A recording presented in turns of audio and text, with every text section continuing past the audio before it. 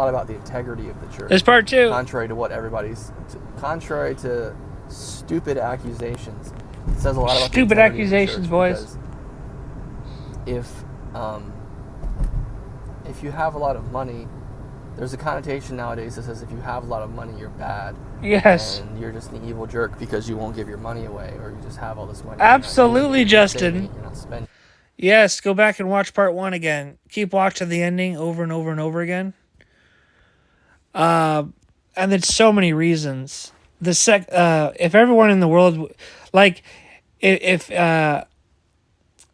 we had a one world government and we had worldwide UBI, worldwide food stamps, worldwide, just build it. Just if we Americanized every square inch, North Korea just Americanized, and the whole world is rich, right? And I'm over here with 36 million. And someone says, man, you're so rich, man. You know what I'd say?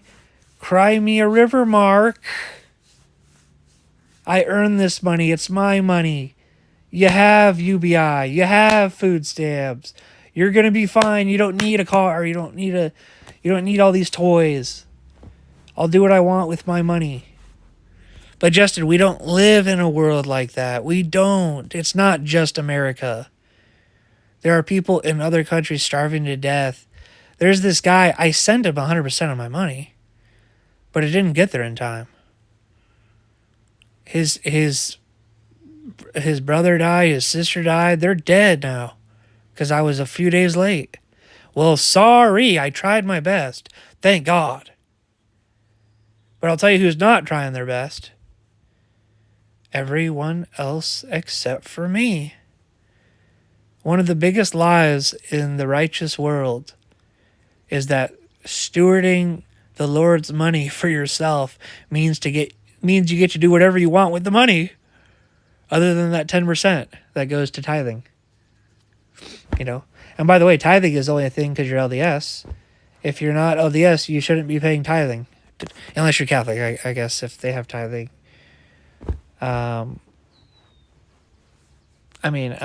What's great about Catholics is you could actually give them money to get people out of hell, and you could get indulgences as well. That's a joke. I had to throw in a joke, but this is very serious, Justin. Like, the second greatest commandment, leave God out of this for a second, because God absolutely is going to make you give all your money if you want to live celestial law. Absolutely. James 2 is very clear about that. Proverbs is very clear about that. He who shuts his ears to the cry of the poor will too cry and not be answered. One gives freely, gains even more. Another withholds unduly, comes to poverty. There's plenty of verses on giving to the poor, aggressively giving to the poor. But let's just look at Jesus and what he said here. Matthew 22, 38, 39. Love your neighbor as yourself.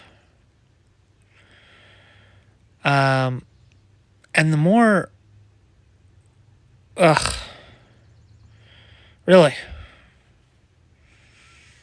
Love God with all your heart, soul, mind, and strength. Love your neighbor as yourself. Well, what does that mean, love your neighbor as yourself? I was praying with the bishop the other day. I confessed a lot of sins. I had them all written out. Some of the sins the ink was etched into the paper.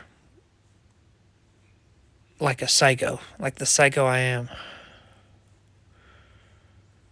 I'm not going to say what sin it was, but there's tons of sins on there, and I read them off, and it was like it bounced off a baby's cheek or something. He's like, okay, I think you should take the sacrament. Coming up. It's almost like he didn't even. I was like, oh, okay. I was like, awesome. I was praying with him after that, and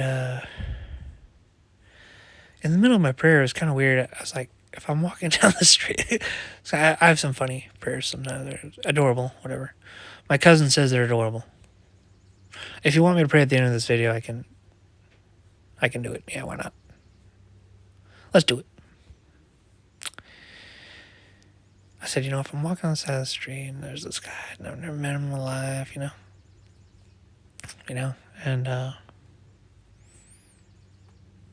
$20 right there on the ground.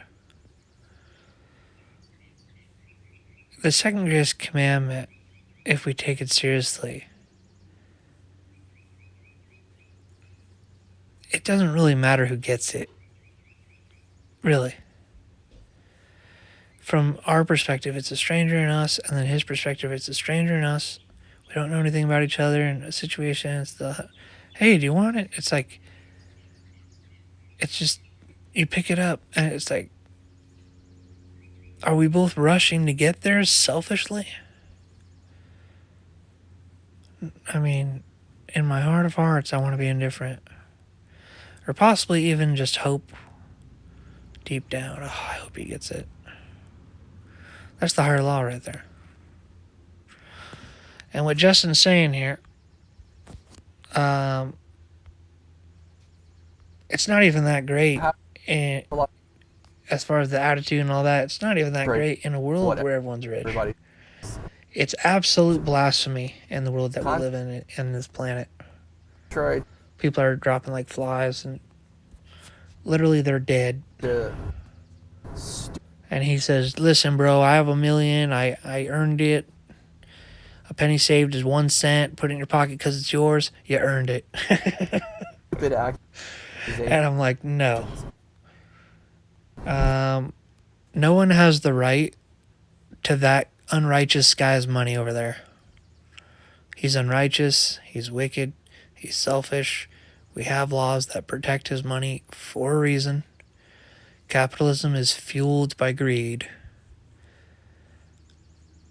We're going to force you to help everyone else on earth by dangling greed over your face. And we found out how to do it. But my goodness, if you're Russell Nelson, if you're Holland or Bednar or Eyring, or even just a local bishop, if you're a Melchizedek priest in the Church of Jesus Christ of Latter-day Saints, absolutely. That money is Does a lot of the integrity of the church. That's not your money. Because we can go over there and we can take it from you. Because we want it, and you're bound to not just the second greatest commandment. We could talk about the other one, the first and greatest commandment. And by the way, a good attitude to have as a righteous person, it's not only, wow, not only do I help my neighbor, I get to get rid of money too. Hallelujah. If you have a lot of money, there's a connotation nowadays that says if you have a lot of money, you're bad. And you're just an evil jerk because you won't give your money away, or you just have all this money and you're not using it, or you're saving it, you're not spending it. But that's not. Let me ask you this: what does Satan usually say? He usually says, "Spend all your money, blow it all, use it all." He says, "Don't worry about it, just buy it, just get it. Don't worry about it, just get it, just get it, get it. Doesn't matter. Don't worry about it. Don't worry about it. Just get it, just get it." And there's a difference. There's a difference between that and. Yeah, I would prefer savings and investing to spending. Which is give. I don't think there's a debate there. The debate is on giving versus saving, and giving versus investing. It's one thing to have charity. Charity is not your responsibility. Don't use charity as an excuse to be irresponsible. That's tricky. I mean, that's just the difference. And I think maturity definitely plays a huge role in that, because, we're supposed to be charitable, right? We're supposed to have charity. It's actually such an important thing. And it's actually good. If you don't have charity, go ahead and have it as best as you can. Be as charitable as you can, right? There we go. But at the same time, don't worry about... I have learned that God loves you and respects you when you give away everything that you have. He has a special kind of love and respect for you. Aw, just I love you. Sorry about what I said earlier. I thought you were hyping up money. And He's hyping it down. He's hyping up charity right now. better that you take care of yourself and your own family, etc. It's better that you take care of you and yours and be charitable than to give away everything you have for someone else. Because once you give away everything that you have, you've got nothing. And there's the principle of whatever. It's just a principle. Yeah, and I think this kind of goes without saying. Francis Chan went to Africa as a mission, came back, says, I can't live in this house anymore. He was living in California, sold his house, gave it all to Africa. Now, does that mean he gave it all to Africa? Of course not. He has to live on his own. He has to live. What that means is I emptied out my college fund, emptied out my savings, sold my house, bought a trailer park, and you trust the Lord. You can keep 5 months worth of rent behind. You can keep even 17 or 18 months of water bill, and I don't care. But 100% to me, it means 100% of just give up everything what you have left over, the net that you have. It was so funny. I said, yeah, I give away 100% of everything I have, and the guy's like, well, how do you have a phone? Yeah, how do you have the internet? I was like, okay, you're actually an idiot. Have faith that he will. Is that what you thought 100% was? Like, I hope you don't read the Bible the way you read my Facebook comments. This is why the Protestants are so lost. Back up. It says believe. And I even told the guy too, oh, let me guess, you think you can believe and get to heaven too? What an idiot. And that's not... Justin, it says believe. It's not the whosoever believes. Impression. Francis Chan, going back to Francis Chan, he was at a rally. Raise your hand if you believe in John 3:16. About half of them raised their hand. And this girl goes, whoa! And he says, really? How about this verse over here? Whosoever believes puts forth a good work. It's the same language. That's not what whosoever believes. I get from God. That's not the impression I get from God. The impression in the Greek, it's pistis or pistuo, means allegiance, fidelity, love, obedience. God is take care of yourself. Be careful about not being charitable, because you don't want to be stingy.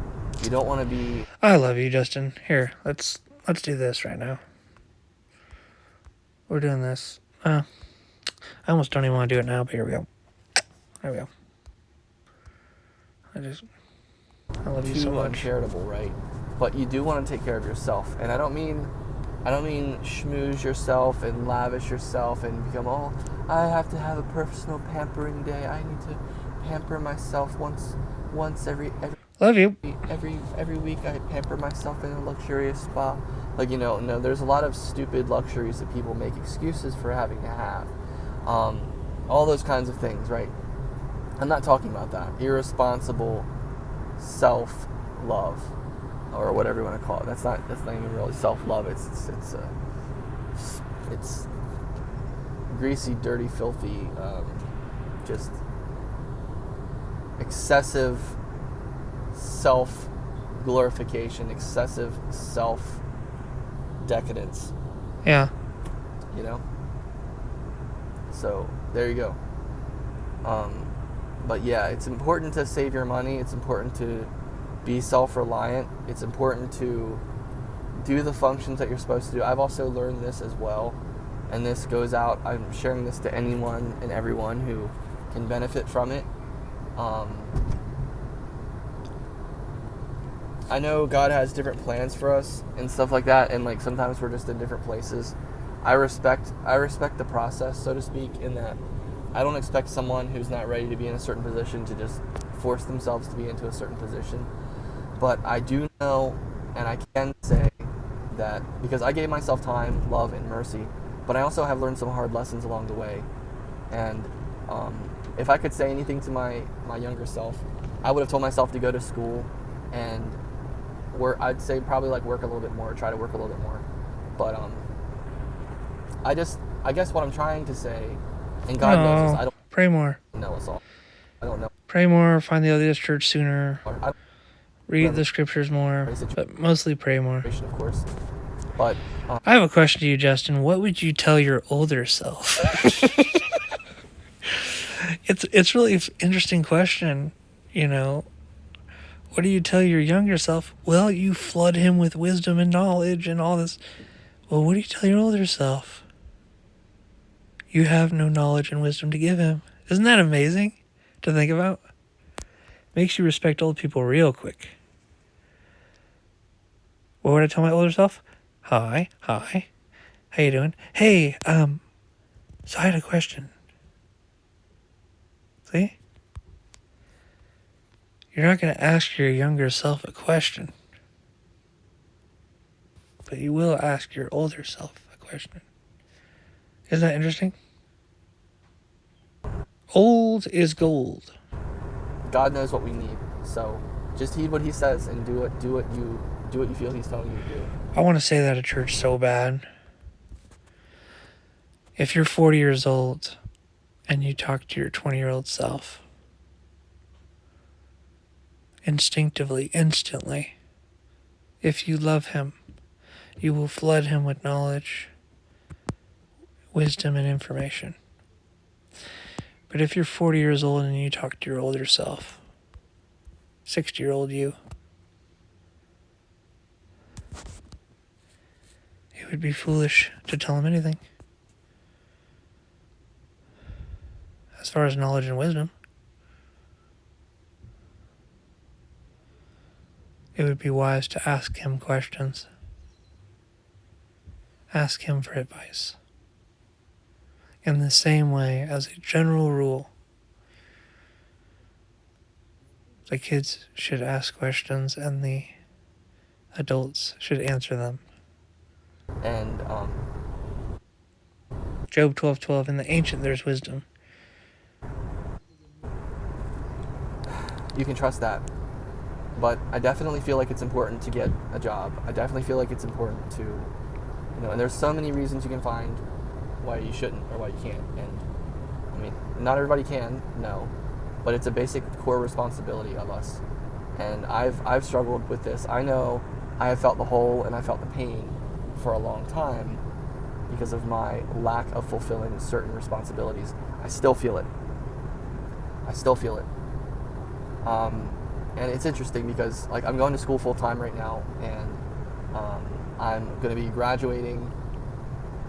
I'll be graduating from college with an associate's next spring, hopefully. And that's a really great accomplishment. It's a wonderful accomplishment, And so I'm really excited about that. But it's definitely come with a cost. I don't work a full-time job. I have a work study at school, so I get paid to go to school, basically. It's a really super easy job to get paid for, just by punching in hours and studying and helping in small capacities in this department I work in. It's easy money. And so I'm very lucky. And so recently for me, it's been a lot about resources. And so that's why I like the fact that the church has money, because the church is a great example to us of responsibility and self-reliance. And the fact that it has so much money is just wonderful. And like I said, anyone who tries to bash the church and say that, like, they're being stingy or whatever, they are just really trying to throw stones, and they're discounting all the help and all the good that the church does. Because the church does a lot more good than anyone ever gives it credit for. Everybody just like talks in dollar signs nowadays, and it's kind of sad. And they throw rocks left and right, accusatory arrows all the time. But the church is like Samuel the Lamanite up on the wall. You can shoot your arrows, but it ain't gonna stick, buddy. Ain't gonna stick. You might hit us, but I think we should have a beggar's department where you beg for church money, and you're not allowed to beg for yourself. So you go in and you plead the case for somebody else, and we have a huge budget, and then there's people praying, and then and it might even hurt. But it's not really why gonna isn't my case being heard? And it's not gonna change things at the end of the day. Like, church it's is like not Shark Tank, but you don't offer a product. You just ask them for handouts. and I'm just so thankful for that. I love that. When I But we do say that, something that I feel think you should mention, Justin, here is called the Bishop's Storehouse. It's like an LDS food stamp system. feel that that's true. It's pretty spectacular, and I actually think we've used it before. I think one time we went in and we got something. I could be wrong. But there's it's called Bishop's Storehouse. So I'm really thankful for that. But yeah, I guess that's just like my long-winded answer. You know. So let me take a minute here and think about if there's anything else to add on. So real quick, another thing is that how we don't really know what's coming, and that's the whole point. It's not to say prepare for the end of the world, like doomsday shelters and stuff like that. It's like, it's not to spread fear and panic. No. I think a really good answer, if I wanted to steel man your case, which I do because I'm a member and I think it's fun, and you should always be steel manning your opponent anyway. If for no other reason than it makes you yourself smarter, and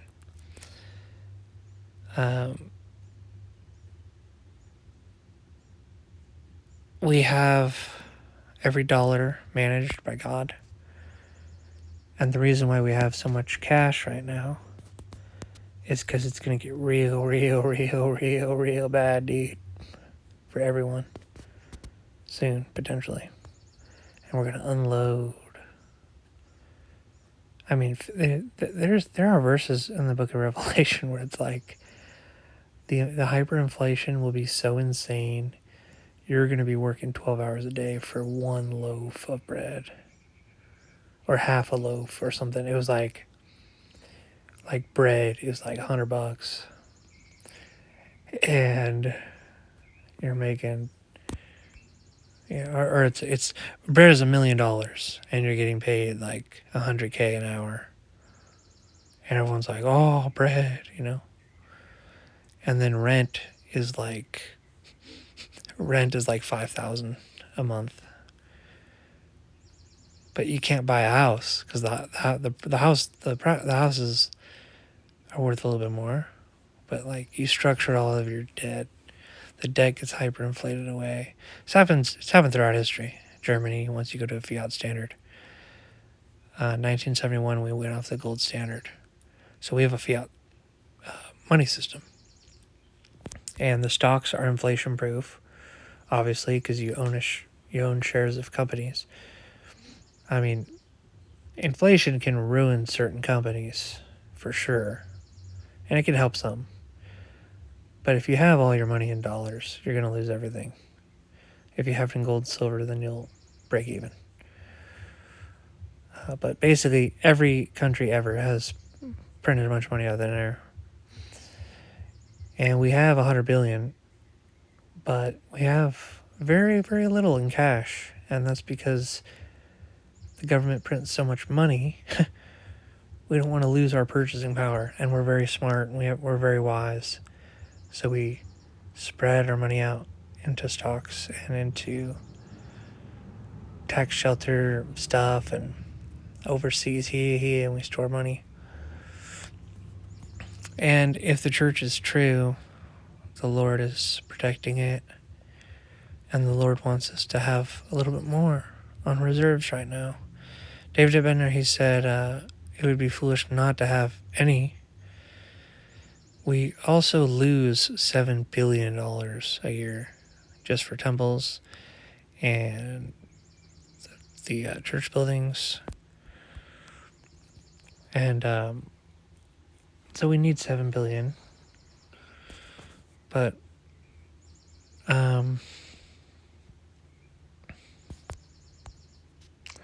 yeah. Just say, listen. If I was David Bender, I might say something like, listen, if it was up to me, listen, I'm old. I'm going to die soon. this is what the politicians do, by the way, when they're about to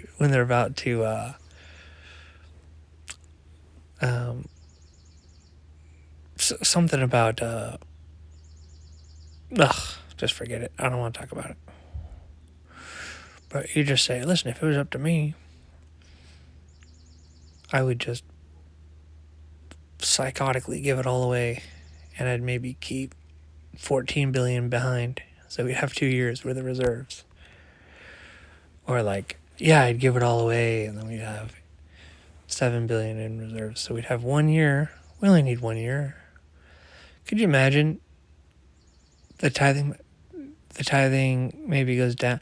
I mean, we have 17 million members, only 4 million are active. Less than that are actually paying tithing.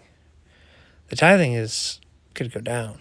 It's like, but could you imagine we don't have enough money and now we have to close churches? That would be insane.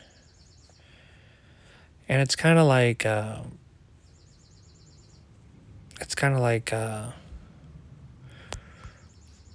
very important for us to make sure that the churches stay up and the temples stay up. But you could say, hey, listen, if it was up to me, we'd give more, but the Lord wants us to hold it. And ultimately, another thing you could say is it's not our money that feeds people, it's it's God. There's a point that God has them taken care of. says, are you really ready? Are you ready? Are you prepared for... How about Proverbs 21:20? Proverbs 21:20. A wise man saves for the future. A fool spends all that he has. Prepared if you lost your house? Are you prepared for national emergencies? How about that one? Bam! Solomon, bam! Global emergencies, those types of things, right? There's your steel man. And the answer is, we should be striving to be as best as we can. We should be doing everything we can to be ready, because that's just the whole name of the game. That's just a layer and an extension of being responsible. That is being responsible. And I mean, we trust these leaders who are oftentimes super geniuses. I mean, Ken Jennings is a 74-0 Jeopardy champion. He's not good enough to be in the quorum of the 12. He would admit that. But why not? He's a super genius. Yeah, we already have someone with the gift of knowledge in there. They're all super smart, by the way. Being prepared for things. They're all really smart. So, but the point is like, we trust them with the innermost chambers of our heart at General Conference. Can we please trust them with our money too?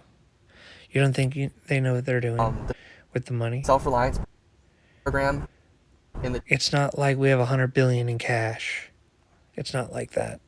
Church is amazing. We carry very little cash. Cash is trash. All the different ones. There's one on money. We don't have that much cash. They are all amazing. I've taken a few of them. I've taken the one on money management, and how to manage it, and how to take care, how to save, how to prepare, the order that you should spend your money in.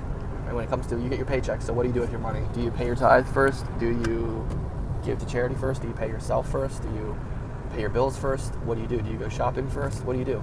That's a good question. And so there's a rubric for what to do. And I know that the self-reliance program is God designed and God inspired, and being carried out by his humble servants who are obedient to him and who are acting in doctrine and acting in the Spirit and following the Spirit. So I just know all of that's true, and I'm so glad the church has so much money, because heck yes it does, and heck yes it should. And doesn't your church have money? No offense, but oh wait, no it doesn't? Okay, well it should have money. That's the point. And it's the sign of health. It's a sign of health.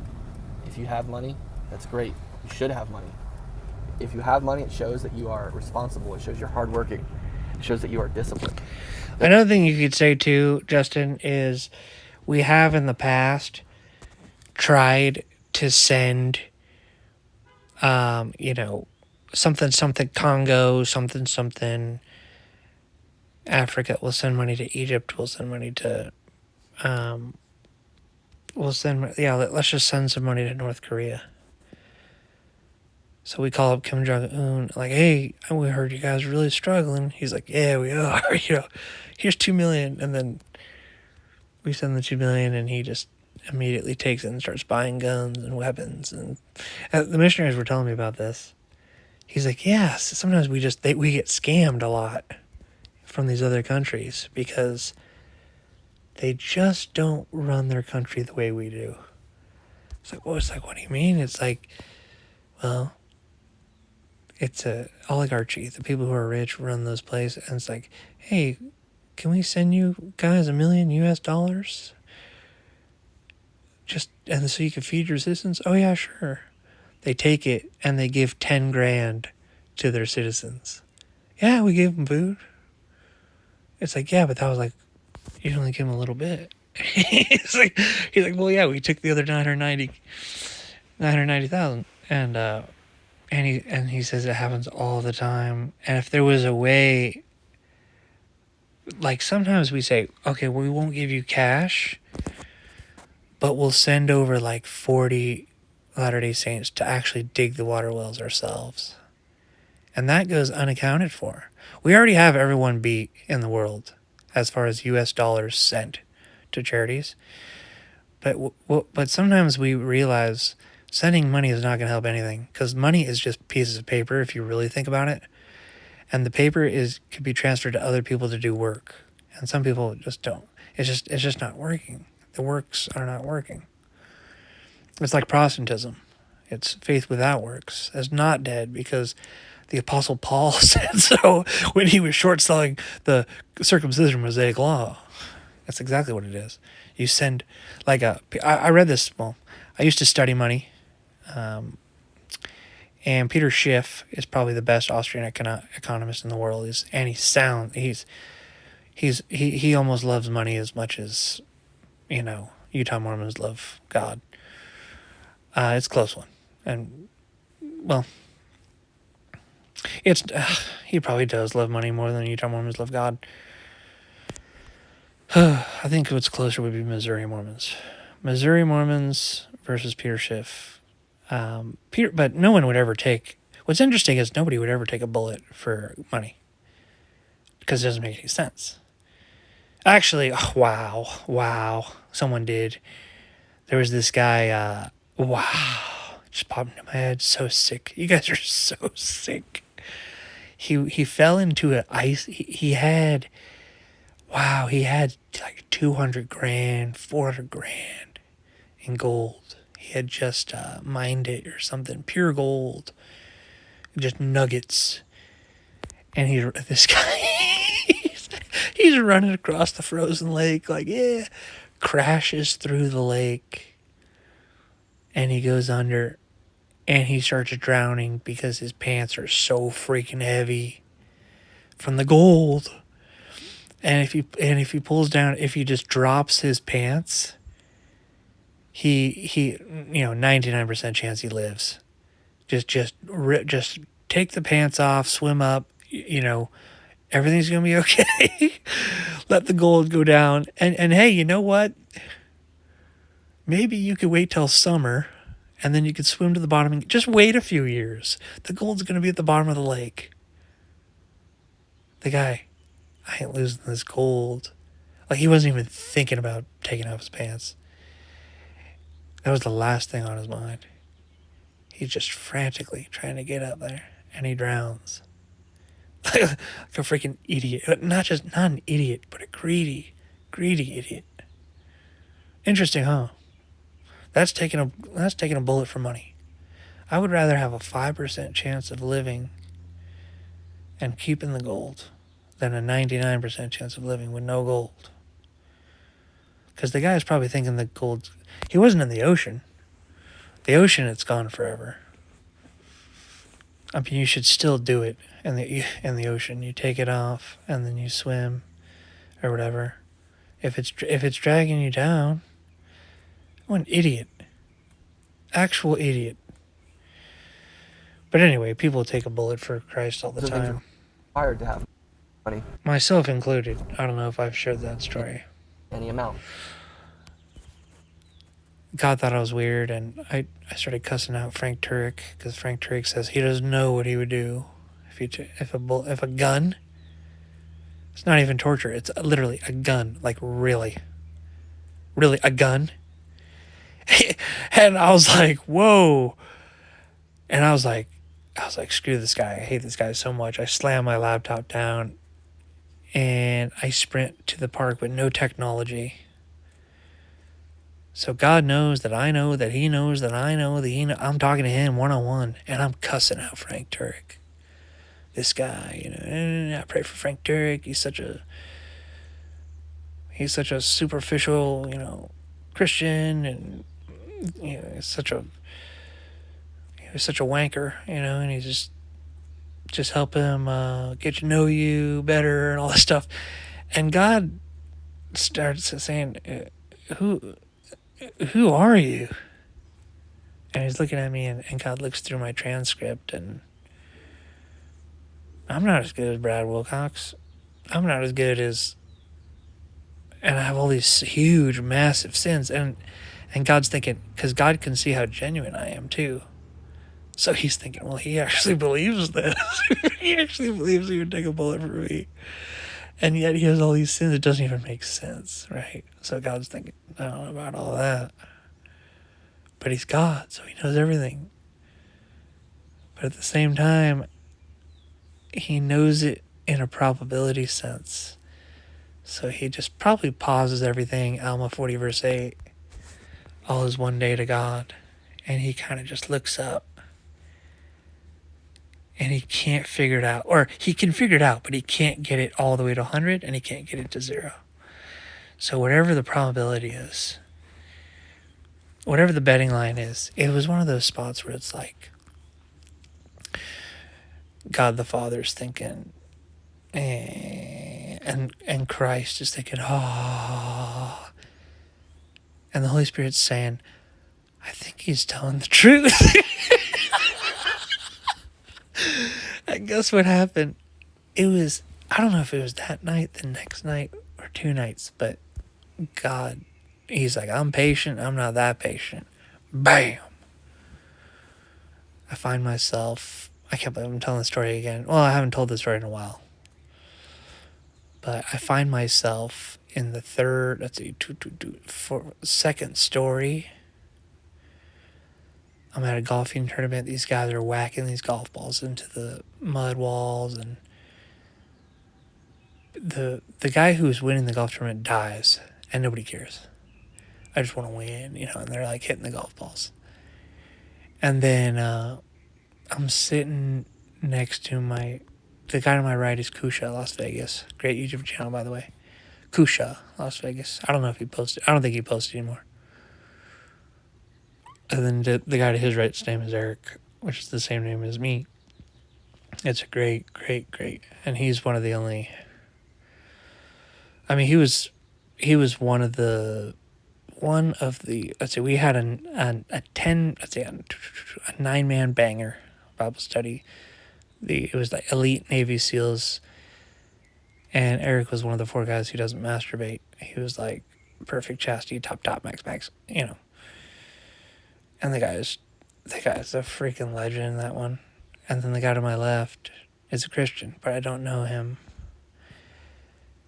And I'm just chilling here at this golf tournament, and like this guy sits down and he pulls out a gun and he points it to the Christian to the left.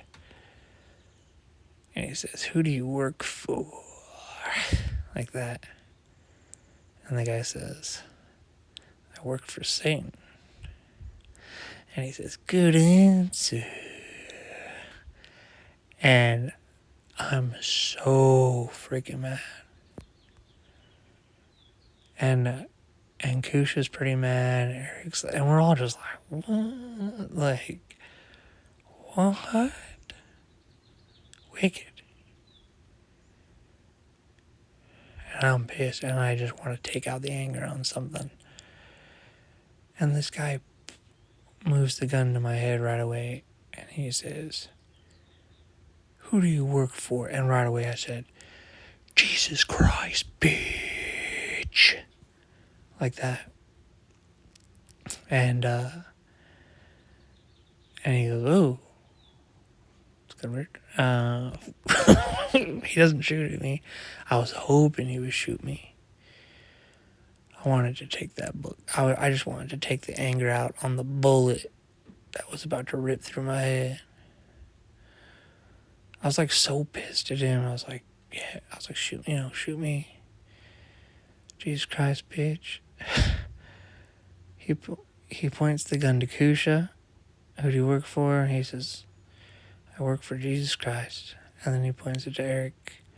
And Eric's just, he just shrugs. He says, Jesus Christ. And the guy takes the gun, points it in the air. Smokes a cigar, too. Puffs the cigar, and he says, interesting. And it was a very, very, very realistic dream. I woke up from the dream right away. And let's see. Oh my goodness, 5%.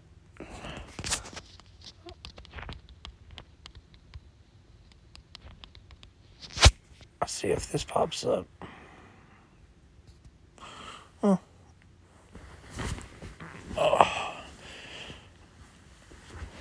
This is why I want to have. This is why I have. No. This is why I have.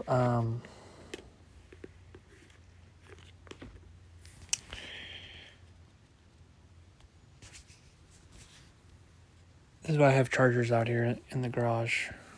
Or handheld chargers. What's up, Joseph? Nate Diaz, you just shook up the world. How's that feel?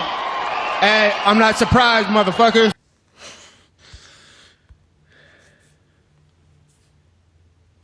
Let me go charge it really quick.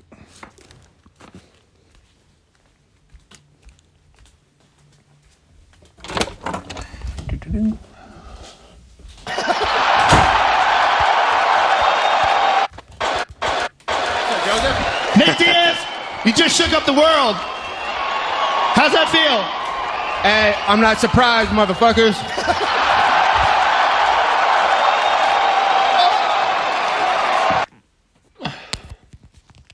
Let's say his name's name, Jesus Christ, man.